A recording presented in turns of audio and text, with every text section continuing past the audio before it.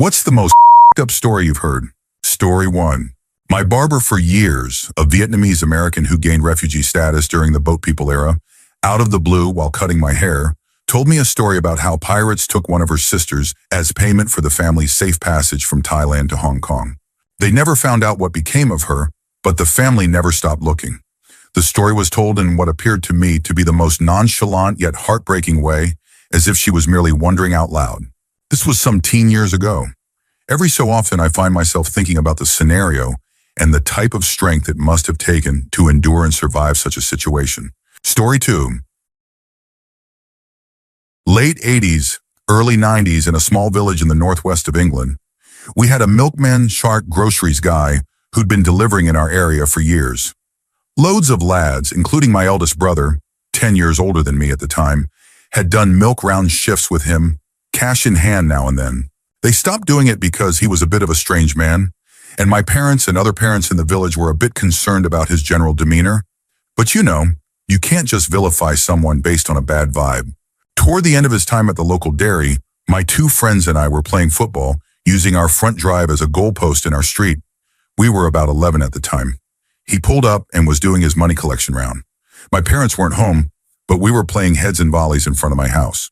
He said something along the lines of he was going back to the dairy, that my parents' house was the last stop, and asked if me and my two friends wanted a lift there and back on the back of the little electric milk float, a La Pat mustard for any Father Ted fans. And being stupid kids, we said yes. We thought the dairy was around the corner, but it was about 25 minutes away through country lanes that we'd never been down before. We got to the dairy thinking he'd continue on his rounds and drop us off where he picked us up. Got there, to the dairy, and he said he'd clocked off for the day. He made us get in the back of his weird estate car with blankets in the back. It was really strange and quiet. We were quite scared. He dropped us off safe and sound right outside the house anyway. Our parents collectively went mental. I remember us all saying, "He's a weirdo, probably a predator," and being told off for throwing around accusations like that. Although all our parents had a huge go at him anyway and told him never to do that again. My dad was furious, thought he was going to punch him. We never saw him again. A few years later, he was on the front page of all the local newspapers for raping and sexually abusing young boys dating back to the 70s. He went to prison for a very long time, probably dead now with a bit of luck. I drink Cravendale filtered nowadays. Story 3. Not my story, but I remember my mother telling me this. We lived in a small cul-de-sac back in 2012. I wasn't home at the time. Unfortunately, my brother was, though, but he didn't see anything. There was a woman who lived across from us, and her ex-husband had come over to the house and shot her. My stepdad had heard arguing and then gunshots. He said he opened the window and saw the man fleeing. My mother had called 911. My stepdad ran outside to see if the woman was okay, only to find her slumped over, dead in her home. He ended up having to testify in court about what he saw that day. It was really sad. The ex-husband took a mom away from her two kids, a father in prison, and a mother who's gone. That situation has always stuck in my mind, even though I wasn't home that day. Edit. Another thing that happened as well, back in 2018, this man and his son moved into our condo complex next door to us after the man had recently separated from his wife. The son was about 17 or 18, I'd say. I didn't know the son very well, more like acquaintances. Occasionally in passing, we'd say hi to each other and go about our business. One day I found out the son had died by suicide. From what I heard, he had been tied up in some drug dealing and just messy drug issues. Apparently, he had a warrant out for his arrest, and the cops were looking for him. He drove to a Publix that was next to my complex, shot an off-duty officer who was grabbing lunch, and then turned the gun on himself. He died. The officer survived but was rushed to the hospital in critical condition. After that, I barely ever saw the father, and when I did, he looked so miserable and depressed. As a mom myself, I can't imagine losing my child in such a horrible way. Story 4. My grandmother told me about how her mother survived the Ustashi reign in Croatia. When she was 15, in 1935, a group of militiamen connected with the Ustashi just started shooting people in the Jewish neighborhood of the city she lived in. She and her younger sister, who had been walking home from school, ran off the road and into a forested area. A man with a gun followed them and told her sister, who was 12, to take off her clothes once he cornered them. My great-grandmother repeatedly tried to get the gun out of his hands, but also had to hold back so she wouldn't get shot. He forced her to stand back and started wrestling her sister's clothes off. She finally tackled him. He threw her off and pulled the trigger, but nothing happened. When she realized the gun was jammed, she picked up a rock and started to fully attack him. She knocked him over and hit him in the face repeatedly, while her sister kicked him until he stopped moving. They hid in the woods for 2 days until they found their father, who had also survived the shooting. The three of them moved to Hungary a year later. 10 years later, she was the only one in her family to survive the Holocaust, but she never really talked about that. Story 5. Oh man, where do I start? This should come with a trigger warning, so please don't read if you are sensitive or still have any faith in humanity. I once took care of an 18-month-old little boy who had been abused by several men in a crack house. His internal organs were damaged beyond repair. He died several days later. Oh, and his mother had sold him for a couple of hits. There was a young woman ravaged by AIDS and other communicable diseases. Her parents had abandoned her and her siblings when she was 11 years old. She sold herself to a local pimp to make money to support her siblings. She got them all through high school and college. She went missing for a while, but they eventually found her and brought her to the hospital. That was slightly uplifting.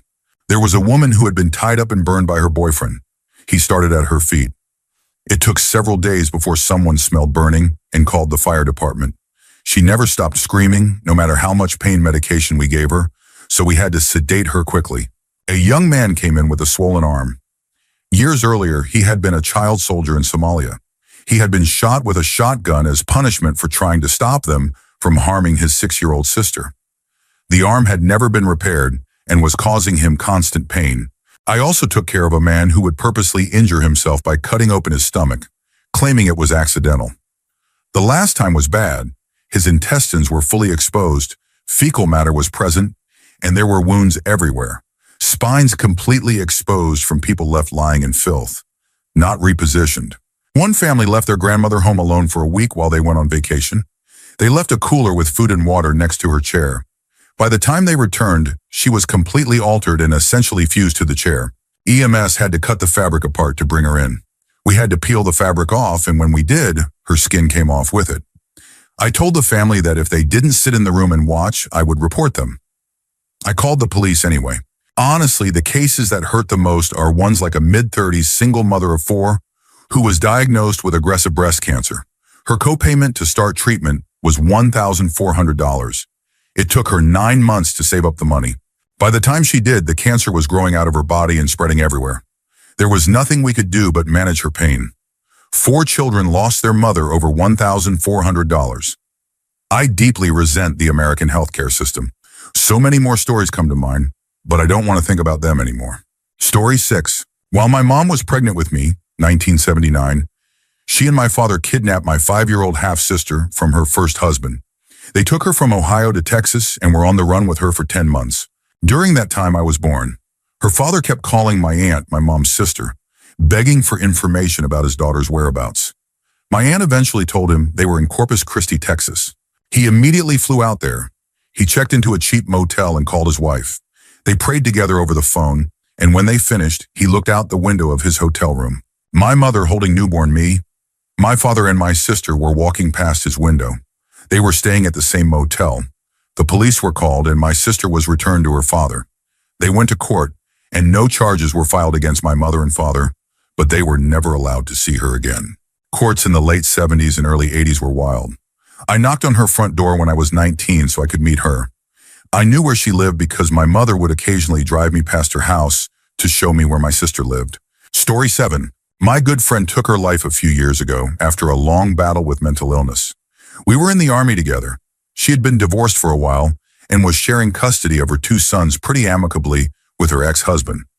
On the night she took her life, her kids had left with their dad for the weekend just a few hours earlier. It was a Friday night and they were due back on Sunday. They ended up staying with him for an extra night due to some delays. The dad texted my friend to let her know he'd take them to school on Monday and that they would take the bus home afterward.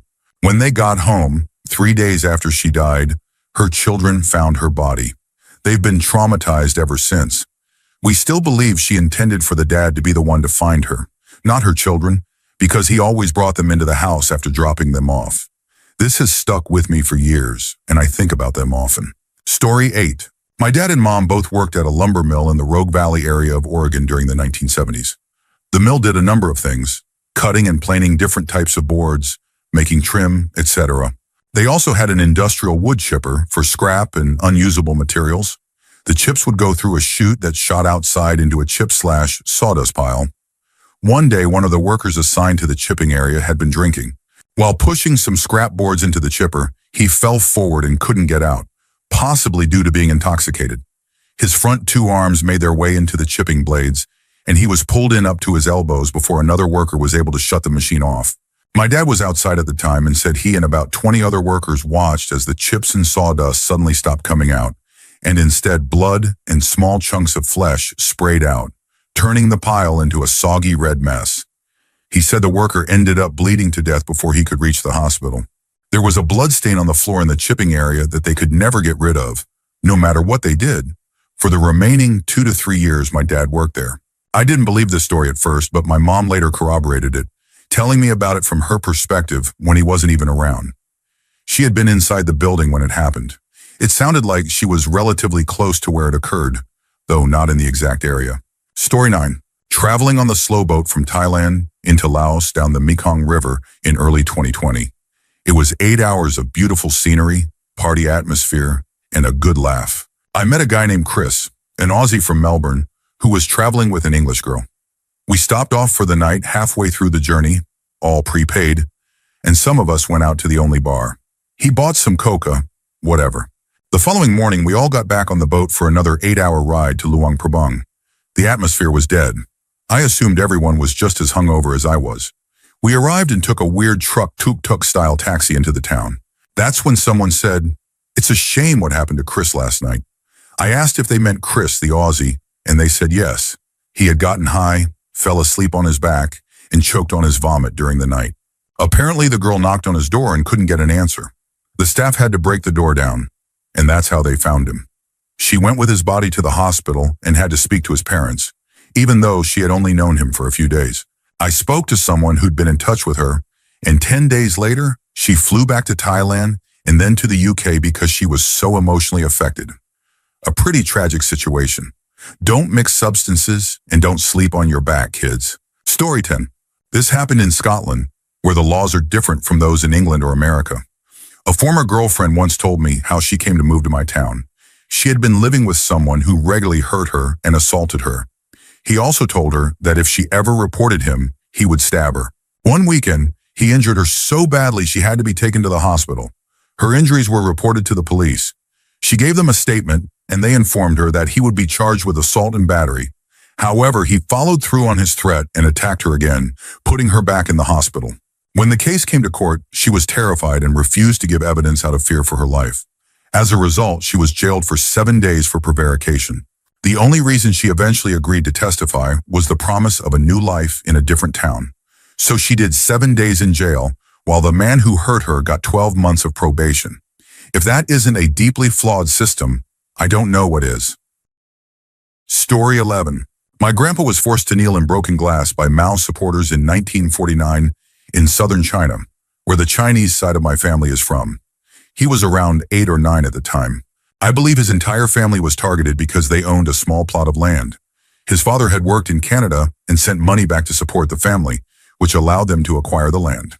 His father passed away sometime before 1949. My grandpa was born in 1940, and my grandma in 1941, so they were both born during the Japanese occupation. After that came the Chinese Civil War and the communist takeover.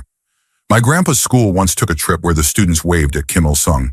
He has reportedly experienced nightmares for over 70 years. But within the Chinese immigrant community, mental health is often viewed as a weakness, so these things are rarely spoken of.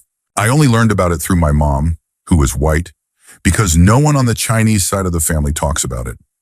With this context, a lot of the intergenerational trauma in my Chinese family makes a lot more sense. Story 12. I had an old co-worker who was in his early 30s at the time. He worked as a stock boy. His wife was about 5 years younger, and they had 2 small children. When I say this woman was unkempt, it's not an exaggeration. She smelled strongly, like a mix of rotting cheese and peanut butter. Her hair was always greasy, her face covered in acne, and she wore dirty, ripped clothes. When she opened her mouth, her teeth were visibly decaying. Their kids sometimes looked clean and cared for, other times not. It seemed to depend on who had been watching them that day. Occasionally, his mother would take them for a few days to give his wife a break. They weren't wealthy, but they weren't in deep financial trouble either. It seemed more like a matter of mental health or personal neglect. She got pregnant with a third child, and he looked visibly distraught at work every day.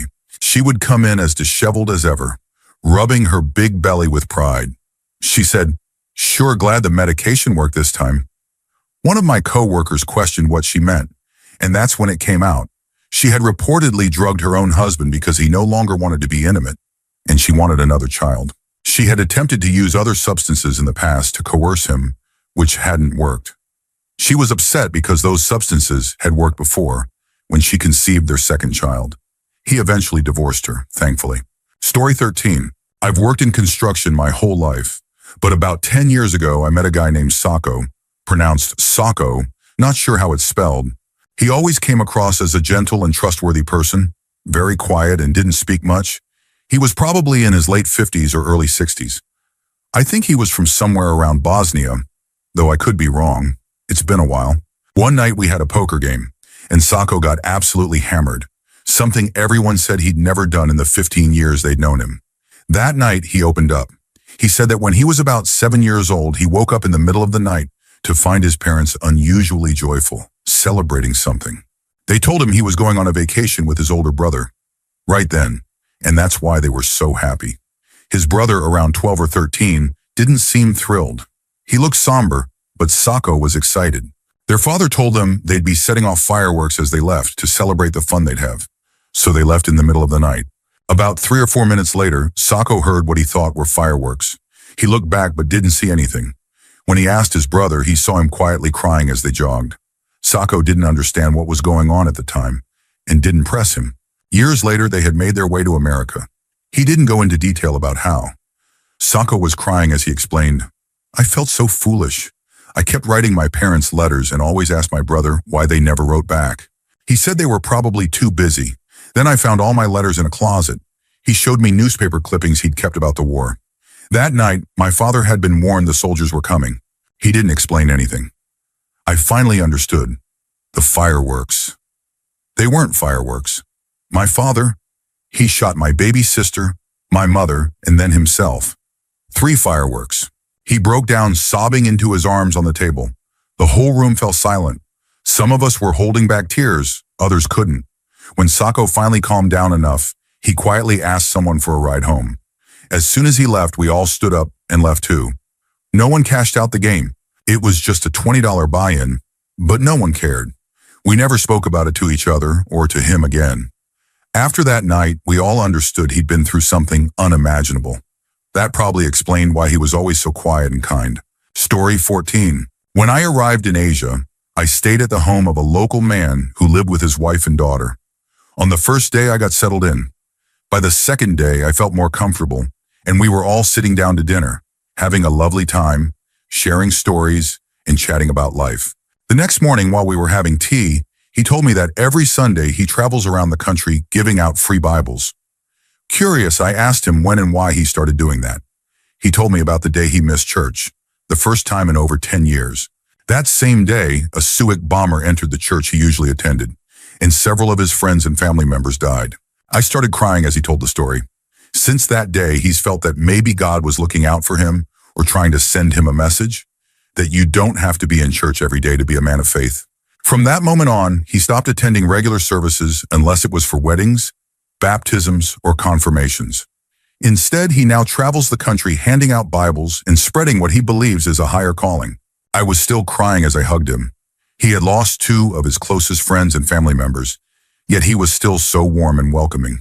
He truly made me feel at home, even though I was on the other side of the world. Story 15. My dad served in Afghanistan. I didn't hear this story from him directly. It came from one of his friends who told it while he was drunk. And as they say, drunks and children tell the truth. My dad was deployed and doing typical military tasks, patrols, convoy operations, etc. Nothing out of the ordinary.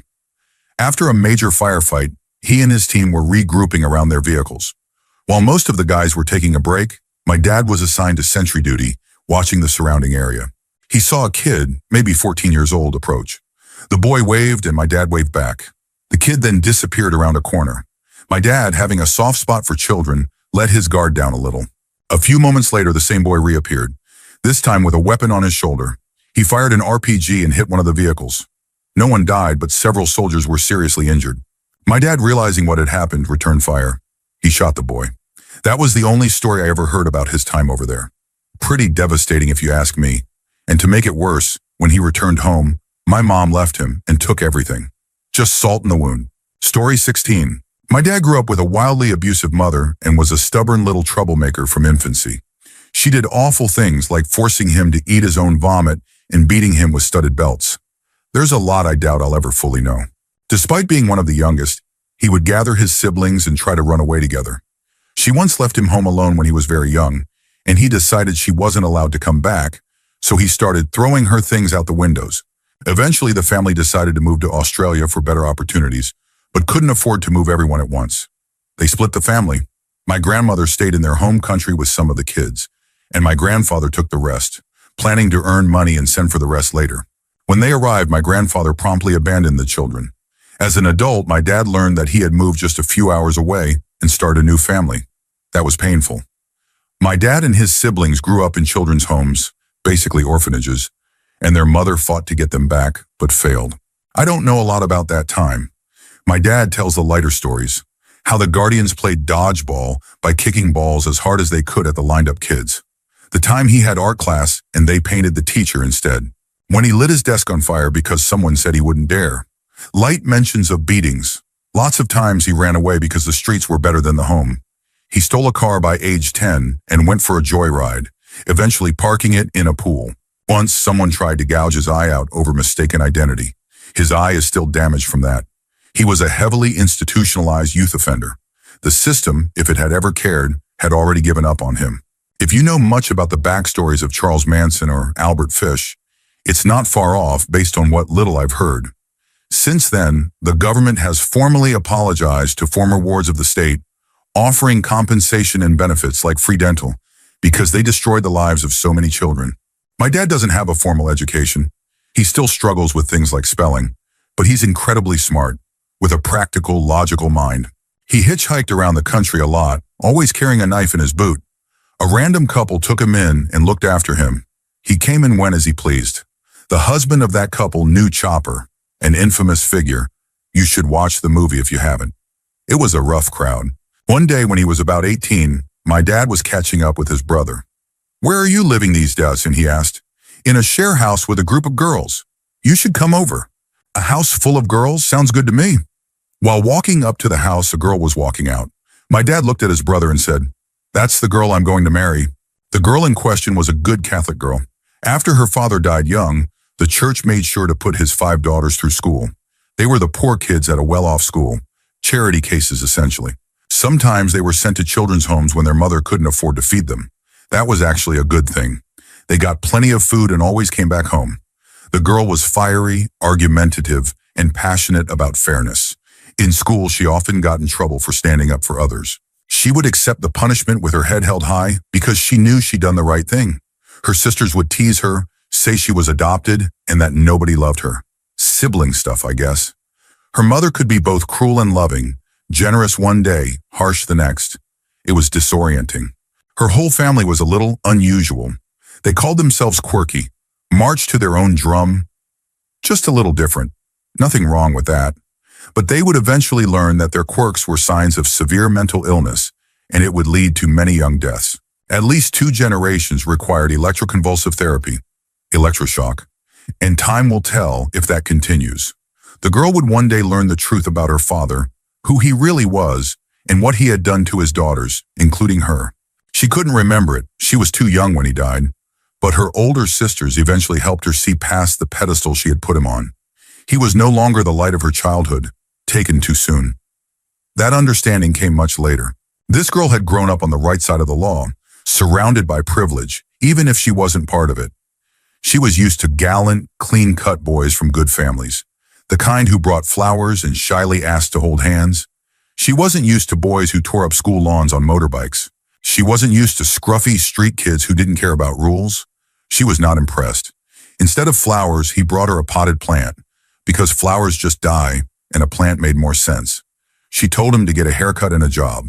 He did, and came back to see her again. Obviously, that girl is my mother. Both of my parents came from incredibly difficult backgrounds. They had cycles of abuse to break in a time when that wasn't even acknowledged. We never had much money growing up, and they still don't own a house, but they made sure I always had a roof over my head, food on the table, clean clothes, and access to school. I grew up loved and safe. They never resented me for having what they didn't, because parents are supposed to try to give their children better. A lot of these stories are dark. My parents, especially my dad, walked a fine line, and in slightly different circumstances, they might have ended up down a dark path. I've always found it hard to accept when people use their past as an excuse for bad behavior, because probably due to how I was raised, I've always been drawn to people with painful pasts, and I've known plenty who've experienced worse and still chose to be kind. I experienced domestic violence as a young adult, and my abuser tried that excuse on me. It didn't work. I've heard a lot of dark stories, friends, partners, strangers, but those aren't mine to share. Most of them are still unfolding, and it's not my place. So I wanted to add some hope. Cycles can be broken. Light can be found in dark places. Better can exist, even if it's not perfect. Hurt people isn't good enough. Don't accept that excuse from yourself or others. Some might look down on you for not meeting their definition of success, but that's when you hold your head high and say, forget you. We don't all start from the same place. We just do our best with the hand we were dealt. We try to be better than what came before. Terrible things can and do happen every day, but the good is worth fighting for. Anyway, my parents are cool and I'm proud of them. Story 17. In high school, the woman who lived behind my family's house was left by her husband for a much younger woman. She quickly spiraled into alcoholism and severe anorexia, and she died in the house. She and her 2 dogs were in there for a while before her kids bothered to call a neighbor to check on her. A lot of her was gone by then, but my neighbor specifically mentioned the face. It might not be the most disturbing thing I've ever heard or witnessed, but it happened just a couple hundred yards from my bedroom, and we had no idea. For what I recall was a couple of weeks. We could hear the dogs barking, but that was normal. She'd often pass out and forget to let them out. I'm okay with my cat eating me if I die, and she's too dumb to knock over the bag of food that's next to her bowl. Whoever finds me would probably be significantly less okay with it. Story 18. I've flown helicopters for a few years, and it's taken me to places well off the beaten path. I spent a few years in West Africa, in a diamond mining region known for its barren coastline. I was still fairly new, and I had been told that since we were the only helicopter in the region, I should expect to help out occasionally with rescue missions. The national airline would actually fly lower for extended periods and scan the beaches, then radio in when they spotted anyone. The people they spotted were stowaways on vessels traveling around the Cape. The crew would wait until the ship was off the skeleton coast, then dump them overboard. The water was cold, they couldn't swim, and there were sharks. My first call was to rescue a group of 4. I won't go into too much detail, but recovering them was difficult. They ran at the helicopter in desperation. They were children, maybe 10 or 11 years old. They spoke Portuguese and explained that there were originally 11 of them. The captain had thrown them overboard with a few oil drums, and they had been picked off one by shadows in the water. After we rescued them, government officials took them away. I heard they were medically checked, then sent to an adult prison near our base, and would be deported back to their country. It's something I think about a lot. Story 19. A close friend's mother used to work at the hospital in our town, and about 23 years ago, a man came in, a terrible person, a killer, and an alleged child abuser. He was having seizures, so he was transferred from jail to the hospital. The doctors told him he wasn't going to survive the night.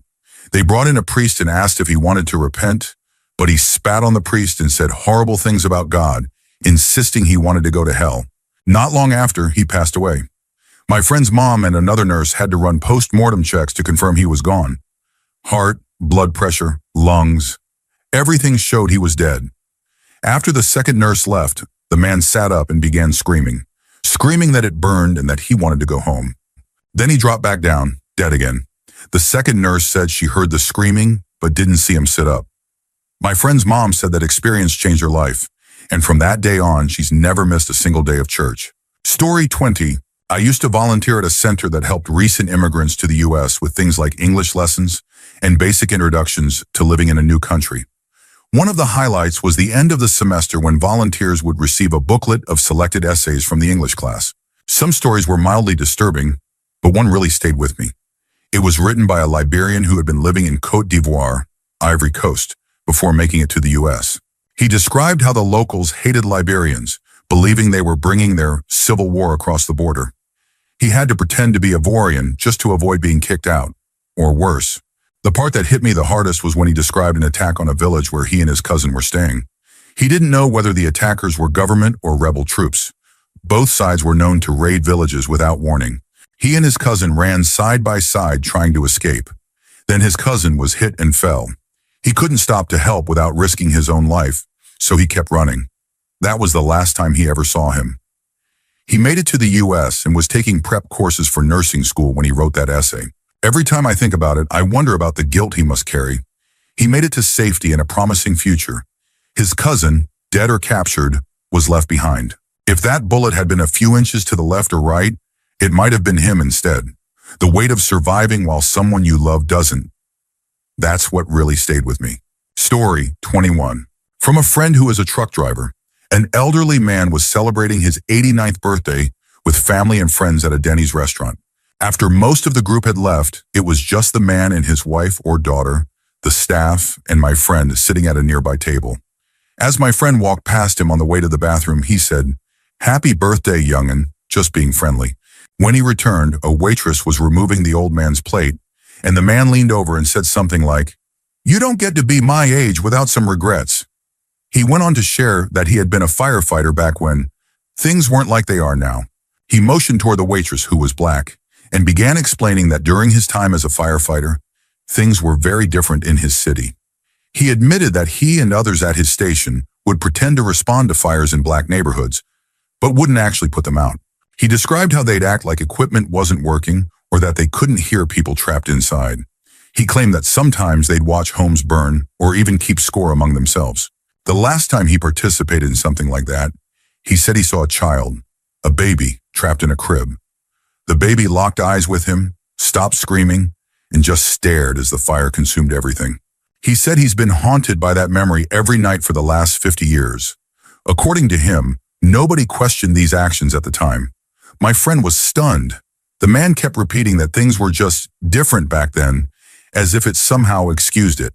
His wife or daughter sat silently. My friend said it made him wonder how many others like him, who were never held accountable, are still out there. If former war criminals can be found decades later, why not those who committed atrocities at home?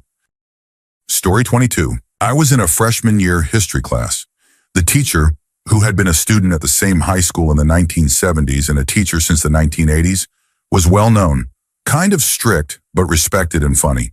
One day he started telling us stories about a childhood friend he had in elementary and middle school. We laughed along with the mischief they got into.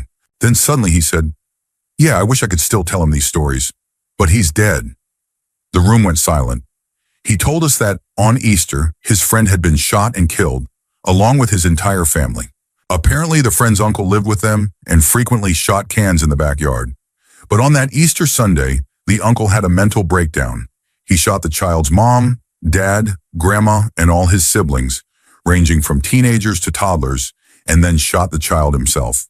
During the investigation, it was determined the uncle shot the adults first, then the older kids, working his way down to the youngest. Afterward, he sat on the couch, surrounded by their bodies, drank a beer, and then called the police. My teacher said that on the way to Easter dinner that day, he passed by the house and saw the uncle sitting on the couch. He even said something like, "I wonder what my friend is doing today." He was stunned when, during the trial, the uncle recounted sitting on that couch, exactly as he had seen him.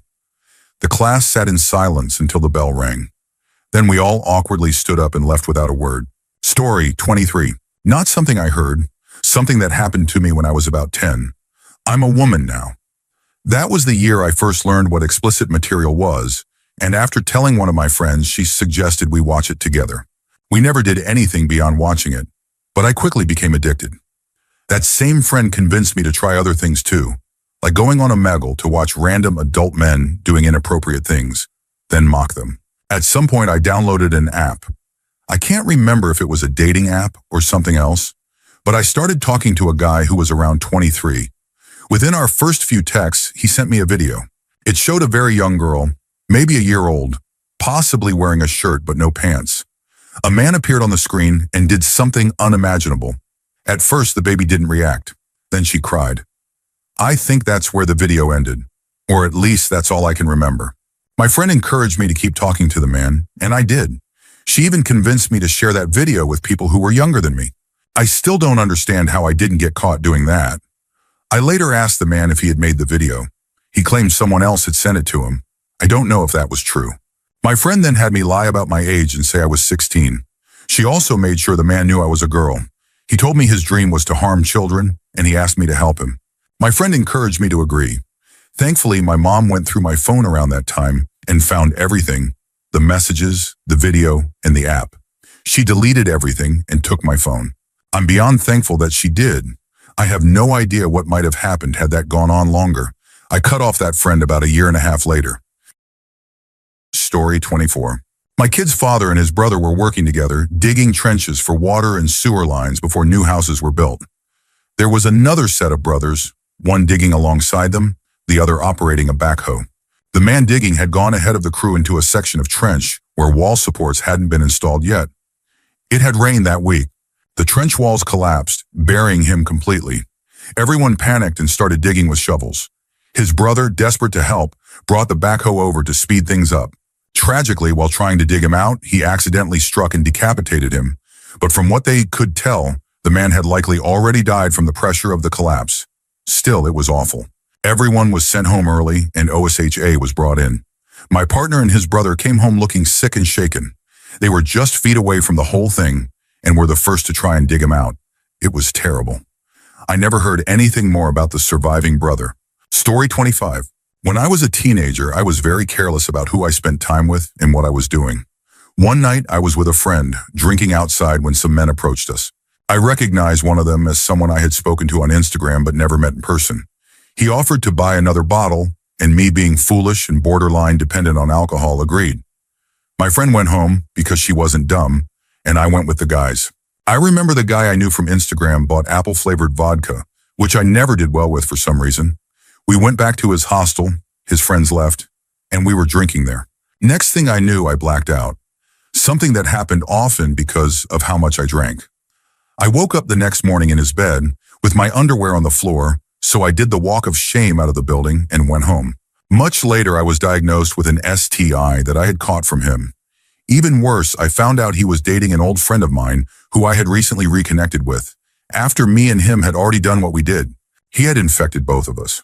The moral of the story, don't be reckless like I was. If you absolutely must drink, do it around people you trust with your life. Story 26. I didn't just hear this. I witnessed it. I'm 17 years old and I work at a restaurant near the beach. It was a slow day, and one of my coworkers, we'll call him Rick, saw an older woman who looked homeless approaching the restaurant with a very worn-down shopping cart. There was a table outside with a couple just trying to enjoy their meal, and this lady turned to face the street with her backside toward the diners and just dropped her pants completely, exposing herself to the couple. The manager, Rick, and I were standing out front and saw it happen. Luckily, I didn't see it directly because a brick pillar happened to block my view, but the manager saw everything and immediately ran over. When he confronted her, she cut him off and shouted, "Call the cops!" before pulling her pants back up and running away. The couple at the table, they wrote on their receipt, "Thanks for the free entertainment." They definitely passed the vibe check. Story 27. Someone I know was 5 years old sitting on the couch watching Sesame Street with their mom. Their dad walked into the room and struck their mom in the head with an axe, splitting her head open. He then turned around, left the room, walked upstairs into a bedroom, and locked the door. The 5-year-old was the one who called 911. There was a 2-hour standoff between the police and the father outside the bedroom door. Afterward, the mother's parents took the child in. The father's parents, however, began taking the child's family to court at every opportunity to gain custody. During their teen years, the father's family would even show up at the house and yell from the street, accusing them of being a terrible child for not visiting their father in prison or asking the court to let the paternal grandparents raise them. The father was sentenced to 30 years but was granted parole after 20. Since then, he has sent birthday cards every year, as if nothing had ever happened. Even in a case where someone could argue momentary insanity, it's hard to imagine expecting a child to simply move on from watching one parent murder the other. But it wasn't a moment of rage. During police interviews, the father said he had planned to kill his wife, his child, and then himself, but couldn't follow through on the last two. In his parole plea, he said he regretted putting his child through that situation, but expressed no remorse for the act itself. After his release, he married a woman in her 20s who had a child from a previous relationship. He even includes pictures of his new wife and child in the birthday cards. His new wife is roughly the same age as the person I know. My friend has had years of therapy, but one thing they say they'll never fully move past is how their father was able to recreate the life they should have had growing up.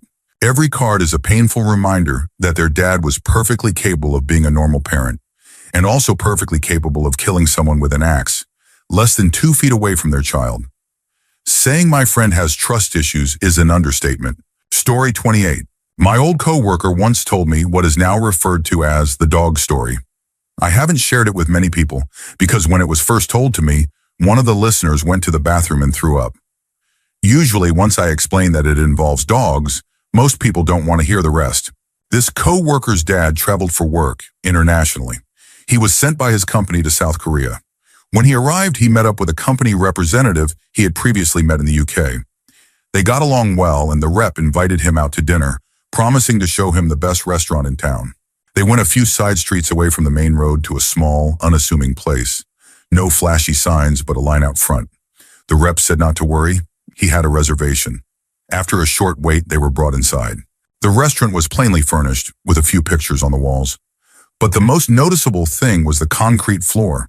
There were no carpets, just a bare surface with slight tapers towards small grills embedded in the floor. The tables and chairs were also simple and functional.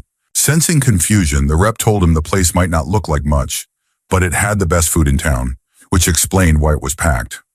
Menus were brought, but the coworker's dad couldn't read Korean well, so he let the rep choose for him. The rep happily placed the order in Korean. Soon a staff member arrived, dragging over a cart with a grill. He lit it, then left. A few minutes later he returned, this time holding a live dog by the collar. My coworker said her dad described it as medium-sized, like a large spaniel. At first he was confused. Why was the dog there? Then without warning, the staff member pulled out a long curved hook and in one swift motion, plunged it into the side of the dog's neck. Blood poured out, draining into the floor grill. Her dad realized the floor's design was for exactly this purpose. The dog was pinned to the cart, still alive and looking up at him. The staff member then pulled out a long knife and quickly sliced off the dog's tail, immediately placing it on the grill. Within moments, he presented the grilled tail to my coworker's dad to eat, while the dog continued to bleed out and stare at him. According to my coworker, her father jumped up, ran out of the restaurant, vomited all over the street, and rushed back to his hotel. I have no proof of this story's truth, and I honestly hope it's not real. That would be nice, but the assignment was to share stories we've heard, and that's what I was told. Story 29. When I was in high school, I used to watch TV dramas based on real-life stories. One episode told the story of a woman who grew up in an orphanage and later became a S-worker. One day she met a client who treated her with unexpected kindness, and they eventually fell in love. They planned to get married. But one day she saw a photo of his mother, wearing a necklace that looked exactly like hers. It was the only item she had from her biological mother. After some investigation, she discovered the truth. The man she was about to marry was her biological brother. She immediately ended the engagement and cut off the relationship. A year later, she met another regular client, a married man with 2 children. He promised her that once his marriage was annulled, he would marry her. Eventually, his annulment was finalized, and they did get married. A year later, they had a child together. One day, after being intimate, she was picking up their clothes when his wallet fell to the floor. She picked it up and found a photo inside. It was a picture of her biological mother. She was shocked. She knew it wasn't his ex-wife. She had seen the woman at the annulment hearings. She realized that the woman in the photo was his first wife, her biological mother. In the end, she discovered she had unknowingly married and had a child with her biological father. Story 30. A story a colleague told me. A friend of his went on a trip to Poland and went clubbing. She kissed a guy and almost went home with him, but her friends convinced her to return to the hotel with him, since they had an early departure the next morning. Over the next couple of days, she developed a strange rash that wouldn't go away. She had it checked at a doctor's office, and they called her back in for the results. That was unusual since they normally just give the diagnosis over the phone and prescribe treatment. When she arrived, the doctor asked what she had been up to lately. They told her the rash was caused by a type of bacteria typically found on corpses in advanced stages of decomposition. It was traced back to the guy she had kissed in Poland, who was likely involved in something very disturbing. I'm not sure if they ever discovered exactly what was going on, but this story never fails to make me feel sick. Story 31. This pales in comparison to some other stories, but in 2014, a family from my town, all people we would regularly see at the local supermarket, died within a year of each other. They had a 10-year-old son with multiple disabilities, including a seizure condition. He passed away in his sleep and was found by his mother. The family was Indian, and in their cultural or religious practices, as I understand it, though this is a simplification, if a child dies before the father must give the final blessing before burial. The father was away on a business trip, and instead of calling him, the mother placed her son's body in the bathtub with bags of ice until the father could return. Authorities were alerted, possibly because the boy hadn't shown up to school, and discovered the body before the father came back. The mother was initially charged, but she was eventually cleared, and the boy's death was ruled natural. Still, the rumors never stopped. Everyone in the neighborhood continued to believe she had killed him. A few months later, both parents were found dead in the home. The father had narcotics in his system and pill bottles around him. The mother was found drowned in the pool. His death was ruled a murder and hers a suicide. Many of us believe she took both their lives out of guilt, shame, or simply because she couldn't cope with the weight of the rumors, despite likely not doing anything wrong in the first place. Story 32. When I was at university, there was a house where 5 of the rugby players lived together. People called it the House of Pain because of all the alcohol they drank and the outrageous things they did, drinking questionable substances, crude pranks, and worse. One day, one of the guys lost a bet with another. The loser had to make a curry for the winner. So he did, using dog food as the meat. The winner vowed to get revenge. When the loser went home for the weekend and returned with a bunch of food his mom had packed for him, including a cooked chicken, the other guy saw his opportunity. He took the chicken from the fridge, placed it on the end of his genitals, and walked out to show it off to the others. But it didn't stop there. The rest of them took turns going into a downstairs bedroom to perform a vulgar act into a cup. They then poured the contents all over the chicken. After the guy ate it, they told him what they had done. Shockingly, even the victim treated it as a joke, and they all laughed it off as banter. Story 33. I've got one that could easily be on a show like Maury or Jerry Springer. I went on a date with a woman who works as a state prosecutor in a major southern U.S. city. Her job involves going after people who are behind on court-ordered child support. She told me about a case involving 2 teenage couples who went on a double date. They ended up in a car, and since they didn't have a place to go, they decided to take turns using the back seat for intimacy. The issue? Only one condom. Couple A went first while Couple B waited in the front seat. Afterward, Guy A removed the condom, turned it inside out, rinsed it with leftover Dr. Pepper from the car, and handed it to Guy B. Couple B then used it. A month later, Girl B found out she was pregnant. Guy B denied being the father. A paternity test proved he wasn't. But then they tested Guy A, and he was the father. The remnants in the improperly cleaned, reused condom had caused the pregnancy. He was ultimately found liable for child support. Story 34. Even though I'm still a teenager, there's one story I've heard that stuck with me. My school is extremely strict. No makeup, no non-uniform clothing, no different colored pants or skirts allowed. They also regularly check our backpacks. We're not even allowed in our classrooms during breaks or lunchtime, and there are cameras in both the bathrooms and changing rooms, so any staff member can monitor us at any time. The strange thing is, despite all this, one couple still managed to cross a line. They would sneak off into the bushes in the schoolyard, thinking nobody could see them. But as expected, they were caught almost immediately by school security. Apparently, this wasn't even the first time. It was a regular thing for them. Eventually, the girl's own friends told everything to the principal because she had shared all the details with them. This story highlights the inequality in how these situations are handled. The girl ended up traumatized. Her parents were furious with her. She stopped attending school, and rumors spread everywhere. Her life became completely miserable. The boy, on the other hand, I know him personally. Nothing happened to him. He went on living his life like normal. No backlash at all. No one even said a word to him. Right now, the girl has returned to school, and I'm trying to support her the best I can. She told me that he pressured her into everything, and I truly believe she was manipulated. It's clear she didn't deserve any of the blame. Story 35. This was a horror story I heard around a campfire at a kid's summer camp. It went something like this. A girl's parents left her home alone one night. She turned on the news and saw a report about a dangerous inmate who had escaped from a prison just a few miles away. The report warned everyone to lock their doors. Suddenly, the power went out. She grabbed a flashlight and went to her room, where she started reading with her dog by her side. Later in the night, she let her dog out into the backyard and unlocked the doggy door so he could come back in when he was ready. At one point, she heard a strange noise outside but assumed her dog had just caught a squirrel. Soon, she heard the dog come back in through the doggy door and called for him. He came to her and licked her hand, then walked away. This happened several times. She called his name, he came and licked her hand, and then left again. Eventually, she called one more time, and he didn't come. Thinking he was just asleep, she got up to use the bathroom. In the bathroom, written in blood on the mirror, were the words, "People can lick too." Her dog's body was lying on the floor. Story 36. The story starts when she was just a girl, and he was already making her life miserable. She disliked him from the beginning. He stalked her, watching when she left the house, showing up uninvited.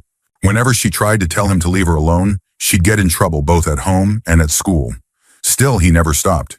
He kept saying she was the love of his life, even though she made it clear she didn't feel the same. This continued for about 20 years. She moved constantly to avoid him.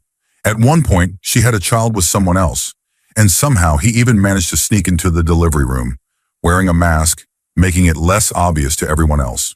Anytime she tried to explain the truth, she was told she was overreacting or crazy. People kept saying she should be grateful. He does these things because he loves you. Before the pandemic, she finally built up the courage to return to her hometown. He was waiting, with his coworkers and friends. He started harassing her again, and at one point even proposed to her. She snapped, unable to believe that after 20 years of misery, people still expected her to say yes. Instead of supporting her, people said she should feel sorry for him. He would constantly show up to help, when in reality, he was making her life worse. He caused her to lose everything. It got so bad that she had a breakdown and had to be admitted to a psychiatric ward. Even then, he sent friends to check on her. When she told the psychologist about it, they considered transferring her to a more restricted unit, and she feared losing custody of her daughter. To this day, she still deals with the consequences. She hates him with everything she has, but it feels inevitable that he'll appear again, masked behind his twisted version of love. He said he just wanted her to remember him, but never cared how she would. The worst part? He ruined every opportunity she had, burned every bridge she tried to cross. He even managed to cause so much damage that her family couldn't find work in town and had to move away. And no, it wasn't even his hometown. He destroyed it all and still doesn't understand why she hates him. Story 37. This happened to my cousin's girlfriend around 2010, and it still messes with me whenever I think about it. She was in her early 20s, living in a mid-sized town in the Midwest, working part-time at a supermarket and taking community college classes. One night after work, she was waiting for her bus when a man approached her.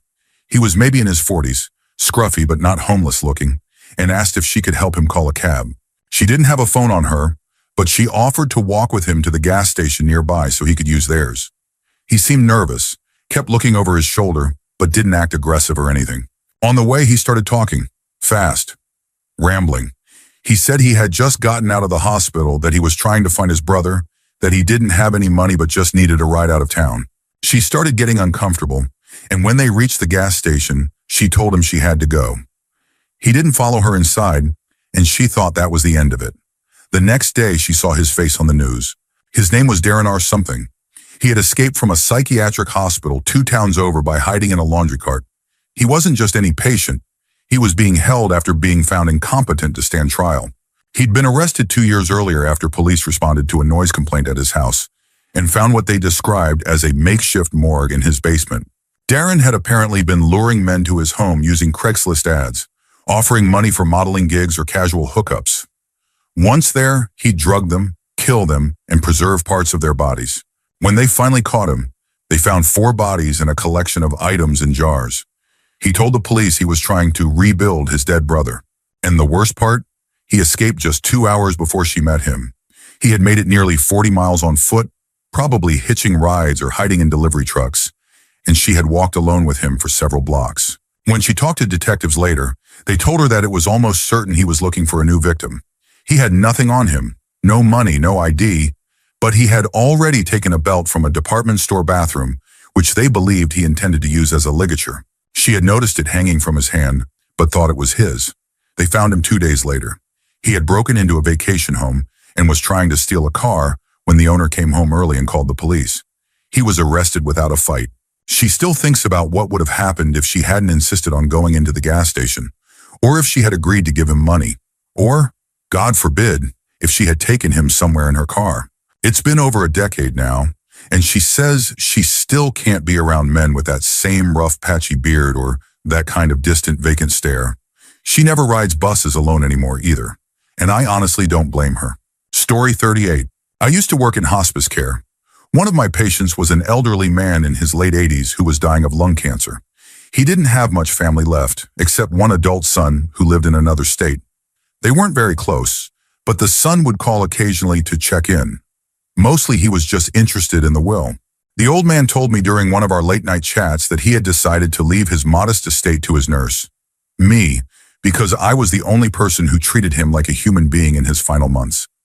I tried to talk him out of it, honestly, but he insisted. A week later, he died peacefully. Here's where it gets insane. The son flew in for the funeral and learned he wasn't in the will. He lost it. The guy broke into the funeral home during the night, dragged his father's embalmed body out of the casket, and tried to burn it in the parking lot. Apparently, he thought if the body wasn't preserved, the will would be invalidated somehow. Completely unhinged. He was arrested, of course. I testified during the trial. The guy got a short sentence for desecration and attempted arson. But I'll never forget the image of that man, in a nice suit, calmly sitting in court while they showed surveillance footage of him dragging his father's corpse across the floor like it was a trash bag. Absolutely messed up.